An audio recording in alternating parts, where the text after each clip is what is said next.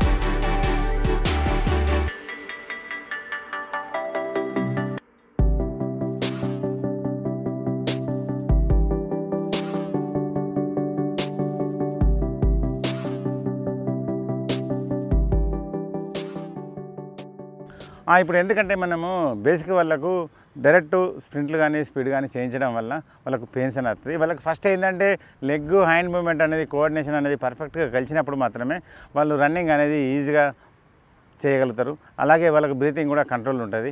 Pains కూడా వాళ్ళకు కొంచెము తక్కువ రావడానికి అవకాశం ఉంటుంది. వాళ్ళకు ఎలాగ ఇంట్రెస్ట్ అనేది పెరుగుతుంది. ఎందుకంటే మనం కొత్త వాళ్ళకు ఎలాగ కోచింగ్ ఇవ్వాలి, పాత వాళ్ళకి ఎలా కోచింగ్ ఇవ్వాలనేది చాలా ఇంపార్టెంట్. ఎందుకంటే మనం ఎంత స్ట్రెంత్ అప్లై చేస్తున్నాము, ఎంత స్పీడ్ అప్లై చేస్తున్నాము, కొత్త వాళ్ళకి ఎంత అప్లై చేయాలి, పాత వాళ్ళకి ఎంత అప్లై చేయాలనేది మనకు ఒక సిస్టమ్ వైజ్గా వాళ్ళ టైప్స్ ఆఫ్ బాడీని బట్టి మనం ఇవ్వడం జరుగుతుంటుంది. నేను ఒక ఫిట్నెస్ ట్రైనర్ కాబట్టి బాడీ మీద నాకు ఫుల్ అవగాహన ఉంటుంది. కాబట్టి మన కోచింగ్ అనేది 100% పర్ఫెక్ట్గా ఉంటుంది. కాబట్టి మీరు ఈ అవకాశాన్ని సద్వినియోగం చేసుకోండి. All the best.